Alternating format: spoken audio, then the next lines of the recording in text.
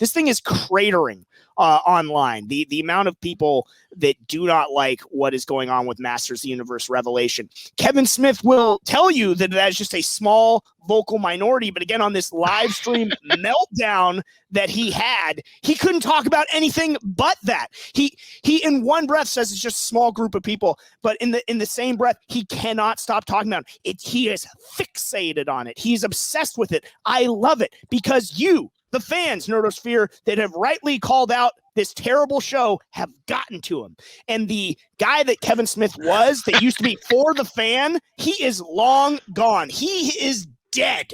But this Kevin Smith, this husk of Kevin Smith is not for you, and you've gotten to him. And I appreciate you for that. It's not review bombing. It's rightfully calling out what is wrong with this show. He attacked Clownfish TV for saying the absolute truth. And in this live stream, he tried to deflect and act like, oh, I was just trying to, protect my story and stuff like that. Let's hear from him, though. Let's hear from Kevin Smith and the voice actor that played Orko and hear some of his comments. You don't have to take it from me. So let's get this going on here. This is news to me. Key to the story is basically it's keep away. You have to keep away with the sword. Like whoever gets the fucking sword becomes the master of the universe. So in order to make an interesting story, the first thing you do is take the most powerful man in the universe and try to fucking keep the sword away from him. How we do it in episode 1 is he gives his fucking life. He sacrifices his life. Now, I've been accused of lying for saying that which you did. He-Man does no stepping aside. If He-Man giving his life for the entire universe is stepping aside, then Tony Stark stepped aside. Jesus Christ stepped aside. It's a messianic moment. And if you follow, classic literature, the hero's arc, bless you. Oh, I want to address that first part real quick in terms of the stepping aside semantic. Nobody, when he's talking about He-Man stepping aside, even going back to what I said, it's that it wouldn't be willingly. It would be that he would get captured or killed off, leading to the Tila show, which is exactly what happened. Kevin Smith is acting like that people were insinuating that He-Man is just going to bow out and be like, no, I can't do this anymore. That's not what people were saying. I bet people were. I bet there's a fair amount. Not the prevailing commentary was not that. Sacrifice your life for some greater cause than yourself. No greater fucking sacrifice than that. So with us, we were like, okay, we don't have the benefit of just resetting every episode. We're telling one long episode and whatnot. And let's try to tell a story about what happens when people who, thought they knew things find out they were fucking lied to. While we're playing keep away with the sword. Those are your fans, Kevin. And we reacted about as well as Tila. Maybe because I know the back 5 and I'm in the back 5. The first 5 I haven't dealt with in months. They've been done and sitting there. We're still dealing with back 5 right now and stuff. But the point of the first 5, of course, is to set up the next 5. It's an arcing story that goes like this. And there's when folks are going oh man, you fucking, what's the word? They emasculated He-Man. I'm by you're more emasculated man at arms than anybody to save all of Eternia. That's not sidelining, or he's not stepping aside. That's pretty. It is sidelining. I know he misspoke there. It might not be stepping aside, but it is 100% sidelining your main character from the property. That's exactly what he did. I like it. The first part of that, he was talking about how classic literature does this. And when they did the panel for Masters of the Universe, he was talking about how his writing is like Shakespeare. Yeah, and even Mark raised your eyebrows. And he went around to the cast, how well did you like this writing? Tell me how much you like my writing. You thought this was for kids, but it's Shakespeare. It was so disgusting. like the amazing writing of Evelyn being I just followed around Skeletor, that evil man, when I could have been a master of the universe myself. Ugh, just stop it. And she had the option. Of course, Evelyn isn't really evil. Give me a break. And Kevin Smith has even said that the second half of the show is going to focus heavily on Evelyn's story, and probably her redemption arc, which of course something that everybody wants to see. Nobody wants to fucking see that. No, you don't. That was good in this show. I like what they were doing with Evelyn. God, you stink, Mark. Captivating. All right, let's hear more from Champion. the key to the story is basically it's keep away. Right. You have to keep. Hold on. And there's like when folks are going like, oh man, like you fucking. Oh, hold on. What's the word? Let's keep it going. Frustrates me so much about this. Like, Oh yeah. Let's get Orko into the act. Frustrates me. Emasculated. I'll just He-Man. I'm like, by making him sacrifice himself to save all of Eternia, like that's not sidelining, or he's not stepping aside. That's heroic. Like that's the point of a hero and stuff. Right, he didn't go, too hot for me. Where's the exit? You know, it's exactly. like I also feel like if I mean, to come to your defense, the thing that frustrates me so much about this like lie thing, right? Lie thing, is which that you did. People are coming up, knocking on your door and saying like, is it true that this happens in episode 4? Fucking 9 months before the show comes out. So don't respond. How are you supposed to answer that question? You want don't. people to watch the thing in real time. You want to see the You do not have to reply to anything on Twitter. You got to get tricky with your words to be You able don't. to. You don't have to say anything. Weave around these traffic cones. And I it's didn't even think I was tricky with words. I literally said Tila does no stepping aside. I think you were. Yeah. She has a friend who's a girl, but not a girlfriend. She does not wield the sword of power. Right. I'll just tell you right now, man. Fucking, this is another spoiler. And Netflix is gonna be like, shut your fucking mouth. But she never wields the sword ever in any of the episodes. That's like so. Everything I said probably was Andra like though. God's honest fucking truth. And a bunch of people are like, you better apologize for lying. I'm like, I didn't lie. All of those things are fucking factually. You said it was not a Tila show or series. It was all about He-Man. Darth That's a Vader lie. is Luke's father, and he's like, "It's 1975. Slow your roll. I haven't shot the first one yet." Shill laughter. Shill laughter. You hollow man. Have been saying you apologize to Clownfish. Clownfish was the operation that website and video show and stuff, whatever it is. And I'm not dismissing it. I have to be so fucking careful because anything I say, they're like, "You're attacking Clownfish," and I'm like, "Not at all." You willfully did online. Regardless, Clownfish. People are saying you lied to Clownfish. You got to apologize, and I honestly fucking believe. With my heart, I put my child's life on it. None of those. Put my child's life on it. You piece of shit. I will apologize for like leaning into it and tweeting and then hitting it again, tweeting again later on, simply to obfuscate from what I felt like was the thing I didn't want anyone to know. Same day that Clownfish's tweet goes up, there's some other tweet that said something to the effect of, again, we're spoiling the show, so hopefully everyone's seen it, that said something to the effect of, I hear they kill Adam in episode 1. So right then and there, I'm like, Jesus Christ, we're like fucking months away from this thing coming out. If this out, it's like, oh man, that's going to suck. And not because I'm like, oh, they'll all hate me and shit for emasculating He-Man. More because like, I just didn't want to spoil what was a cool thing. Not only that, I mean, they're putting the spoiler. Oh yes, Internet, please, so, yes, internet. While I was sitting there going like, oh shit, they're going to start talking about this. Over here is a conversation that I can address. Like that's like where they're like, hey man, I hear He-Man steps aside, Tila, has a girl, all the things I said. So I was like, I can answer this. The lies. You can lie there. Attention away from this over here. And mercifully, that never got louder. Yeah. Like nobody ever knew. So that when the first episode played for people, they were surprised. Yeah. So I hope. I mean, some we weren't far too surprised. we were not surprised at all, Kevin. Which you're a known liar. I understand. Like I'm a fan of things. I don't get that vocal if somebody does this is great here. This is epic. Like that. I love Twin Peaks. I didn't care for the Showtime sequel years later, but you didn't see me on the net going, "What the fuck, David Lynch? You ruined my childhood," and shit like that. It's just like generally for me, you'll never hear about the shit that I don't like. That's just kind of the way like I operate and stuff. But as a fan of things, I understand what people like. It's not what I fucking wanted it to be and stuff, and that's absolutely fair. I'm a man of peace. I don't like fighting with fucking people. It so irritates me that this is going on. There is we've gotten to them, and mind you, like we're talking about it like it's everything and stuff.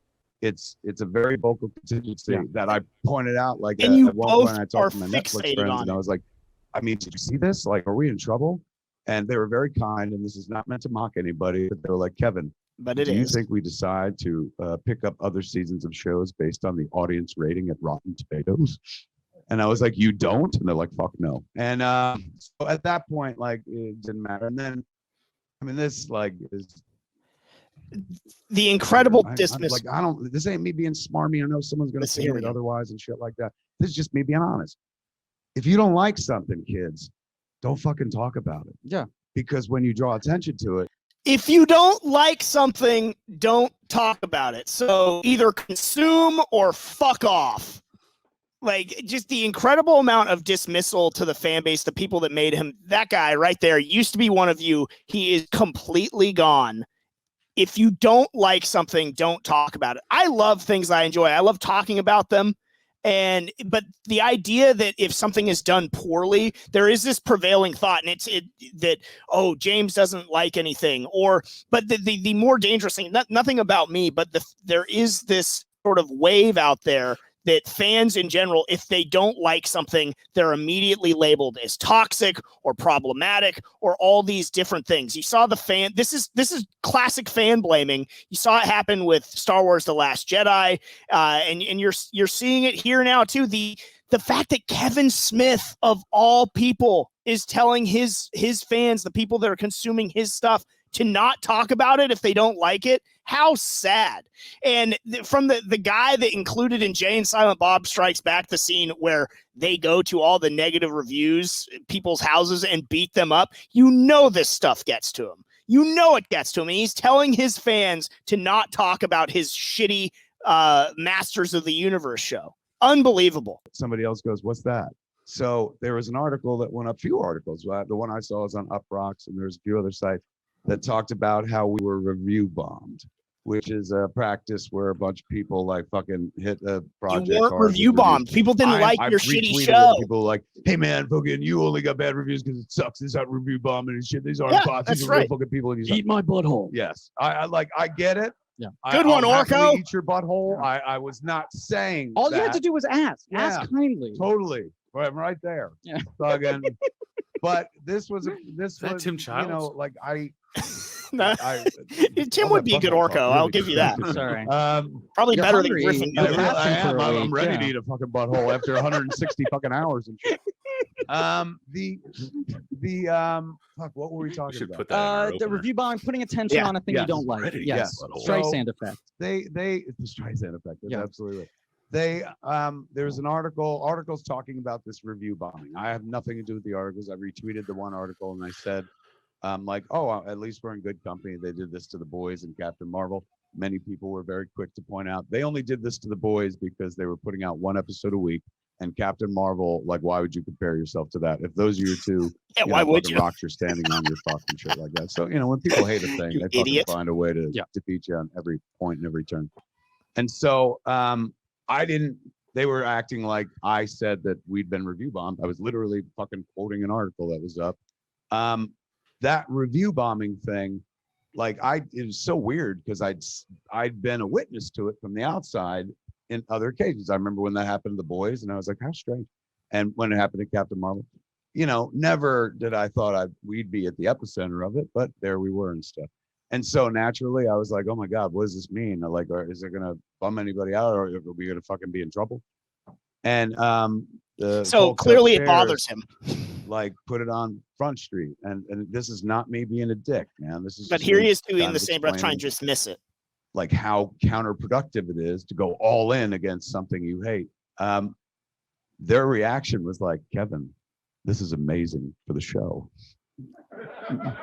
And I was like, yeah, but all these people are mad. They were like, yes, it looks like about 5,000 to 10,000 people have written nasty things. And they were like, but we have 210 million subscribers. And I was like, oh, so mathematically we're safe? They're like, safe as kittens.